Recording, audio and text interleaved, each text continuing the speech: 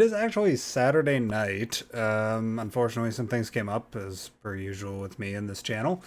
Um, and the D23 videos are slightly delayed. Now, this is our Mandalorian video, and we're just going to do kind of a classic trailer breakdown-y thing. Just got OBS open, and I've got our trailer up here, and I'm just going to kind of glance through it with you guys. So, I've already watched this trailer a couple of times. Yeah, we'll go with a couple times. You guys don't need to know the exact number. And spoilers, I love this trailer, and I cannot freaking wait for more of this show. It very much looks like, especially like this opening shot in particular, this opening shot with the stormtrooper helmets in the sand and the stormtrooper helmets on the pikes and stuff. It feels very, it definitely does feel like a television series to me. The lighting clearly looks like it was made on a set, but I'm okay with that. I kind of like the kind of campiness of it.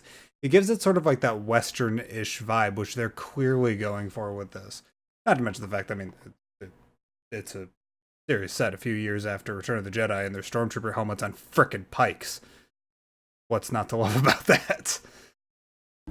Hopefully no skulls inside.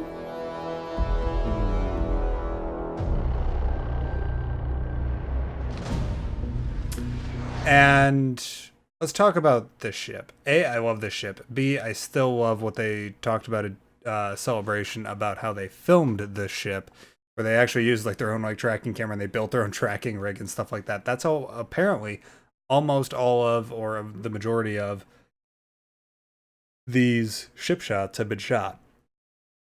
I don't know how they did it or why they did it, but it looks like kind of that older school Star Wars, which they're clearly going for. And I'll go into some of the stuff that Favreau said after we actually finish looking through the actual frames of the video or the trailer. U-wing without its front wings, or with its U-wings, or with the S-foils like all the way back. Not sure about that. I have no idea why they did that. I am kind of happy about it because I really like the look of the U-wing with the S-foils forward. I don't like the look of it with the S-foils completely like extended back and that sort of swept wing design. Either way, I'm just excited because of the visual continuity of it. You know, we don't see the U-wing at all in the original trilogy, which is fine. I really liked the design from Rogue One, and the only other place that we've seen this is Rebels, and I think a couple comics. Seeing it in live action is beautiful, and it makes me so hyped. Clearly a different planet than Tatooine. Well, okay, clearly a different planet. Maybe a different planet than Tatooine, just judging from the color palette and everything like that. And I'm not quite sure how we're supposed to figure out the scale, because we're still not quite sure what the scale is of the Razor Quill or the Razor... Yeah, something like that. I don't remember what the hell they named the ship, but the Mandalorian's ship, we still don't quite know the scale of it. We might be able to start kind of figuring it out. I'm gonna leave that to like Eckerd's Ladder and E.C. Henry and all the space dock and all the professional ship nerds. I'm only an amateur ship nerd.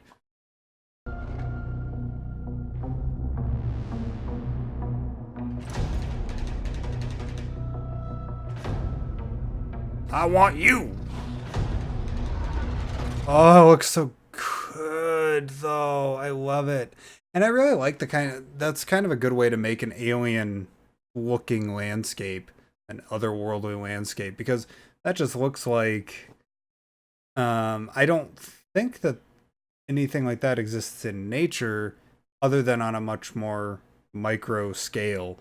That looks like a dried up lake bed that you would see in like Nevada or Utah or something like that, but they just scaled it up like crazy big to be like Grand Canyon scale, and I really appreciate that kind of visual, like where you can kind of see the visual DNA of a sweet FX shot like this.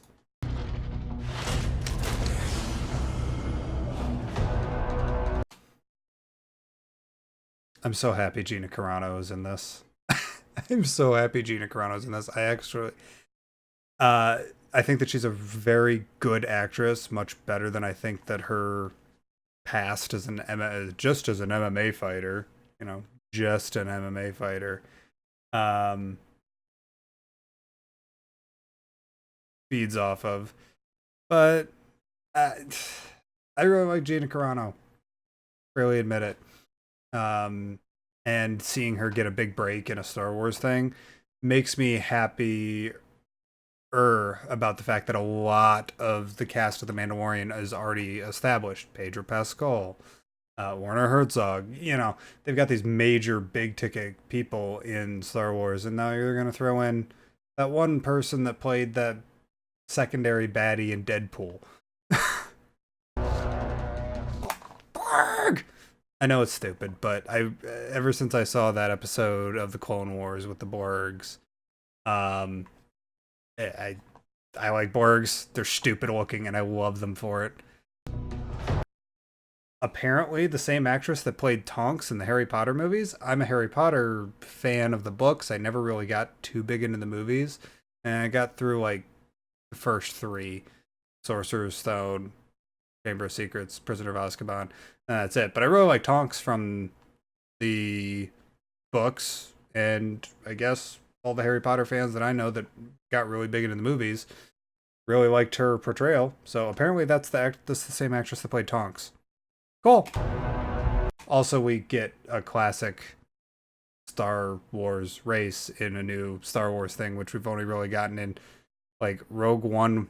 I think had like, I don't even remember if Rogue One had any like super familiar alien races. And Solo.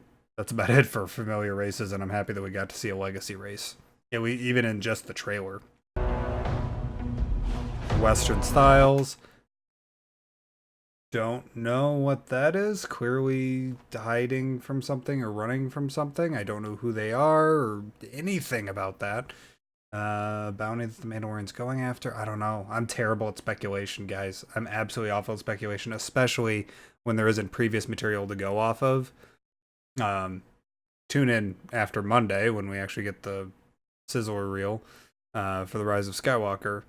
For all the theories and stuff, I'm not great with figuring stuff out like this, other than the fact that hiding in water was something typically done by fugitives in the past, and you know, or people that are being hunted in the past is a better way of putting it. And I don't know. And Death Troopers? Question mark? Those look like Death Trooper weapons here. Those definitely look like Death Trooper weapons. But like the profile shot is throwing me off. I'm not quite sure how that figures into anything.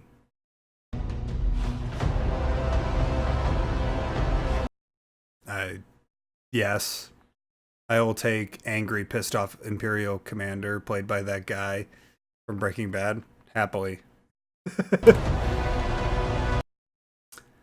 I love the clean look of the Mandalorian costume. I absolutely adore it. It took a second because I know I'm so used to like the rangefinder and everything like that, but I really like the kind of minimalist look of how they're doing it. And I mean, we get the holiday special thing, which is of course always good. On November 12th. You know, what is that? I'm not quite sure what that is. Is that something landing? It's gotta be. Okay, forgot how fast-paced this trailer goes. Okay, so that's clearly something landing. And somebody rocking up on a speeder bike, which is dope. And then a walker, but it looks way too big to be an ATST. I think it's been confirmed on Twitter. Why am I yawning so much? Um, it's been oh, that's why I haven't had any caffeine today. Um, but I think it's been confirmed on Twitter that it's like some variation of an ATST because it's way too big to be an AT or be like a standard ATST. Once we get to the next shot, yeah, that's way too huge. I mean, they're just by the depth perception that I'm getting off of this, these guys in the front look like they're maybe, oh, I don't know, 50 feet from the camera. This looks like it's like 200 feet from the camera, and it's still towering over them. These guys look like Ewoks that are standing right next to an ATST. It looks way too big to be a regular ATST. I don't know how it is, and it looks like on the feet of that ATST, certainly looks like it's got like a bunch of like scrapped parts or like it's kind of cobbled together. So I don't know if it's like an Imperial Remnant force or whether or not it's something that Rebel Cell took over or like a local militia took over. I have no idea. God damn. It's what you get when you get addicted to caffeine, guys, and then go on a purge. Blech. Also, very much Rogue One-y vibes. Civilians caught up in the action, which sucks and is much more realistic to real life. Also, we finally get to see an IG droid walk outside of the animated series. And, you know, I never really looked at this. I can't quite tell what kind of fighter that is. What are you? It looks almost Mandalorian-y and like design, but I don't know if we've ever seen that type of fighter before chasing Mandalorian's ship here. I don't know. But clearly the Mandalorian has a minor altercation in space. Also Mandalorian with a Gatling gun. Yeah, I'll take a Gatling blaster all day, every day. Okay, I do remember seeing that. Bounty hunting is a complicated profession. Yes. Also, I'm sure people have caught on to this, but dude straight up scares a Quarian. Quarian runs out the door. Cables the Quarian. Then shoots the door controls so the door slams shut, presumably. Slams shut, cutting the Quarian in half. I don't think this is a normal Star Wars hero. I wish if I knew who this guy was. And it looks like it's a series of people. Looks like there's at least, what, 1, 2, 3, 4 people in Carbonite in this shot? Or at least 4 Carbonite slabs and one of them with a living being in it.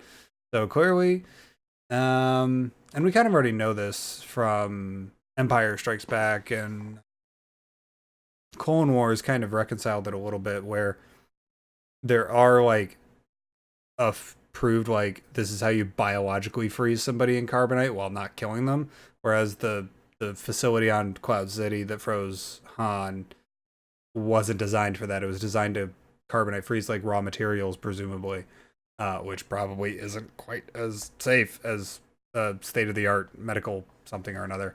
So I'm wondering if this is just a normal thing that people do with their prisoners, especially crime lords. I don't know. And that looks like the Mandalorian back there now that I'm seeing it. That looks like somebody with a big old helmet on. I don't know. Don't you agree?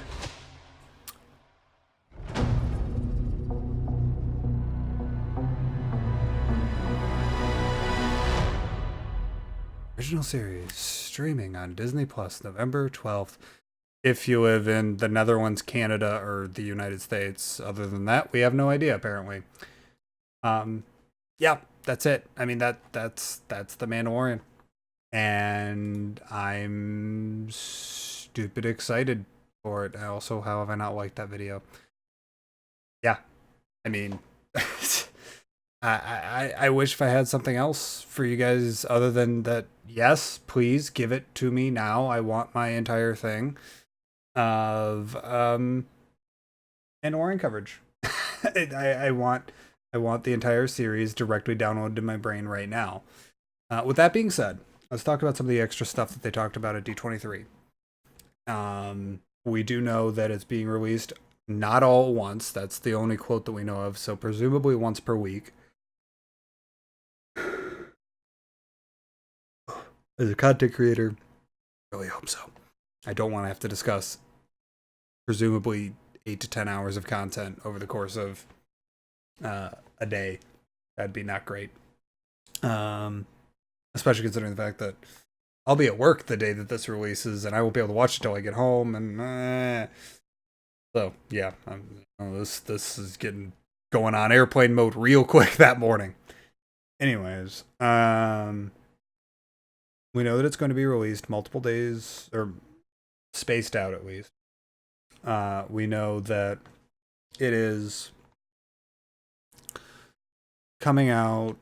What was the other big thing? Favreau was mentioning something about how he wanted to not just enact the original trilogy of Star Wars, but also recreate the feeling of A New Hope, and even more so, recreate the first act of A New Hope. And I get that. I get that makes sense. I do feel still like this is Johnny Favreau has a lot of pull with Disney, and he has a lot of pull with Hollywood in general, and he's a big Star Wars OT fanboy, and he gets to play in the sandbox, and I'm excited for that. Really, really, I am. And we'll see what he ends up going with it, how he ends up doing it. We do know for a fact that Boba Fett will not be showing up in The Mandalorian. I do know that that's a quote from Favreau, which, sorry, Hawes, I love you, brother, but I'm happy about. We'll see. We'll see what they end up doing. Really, I mean, that's really what it is, right? It's always going to be a wait and see, especially considering the T-Ross stuff that I'm sure if you're watching this video, you must be plugged in enough to know that there are things that happened residing around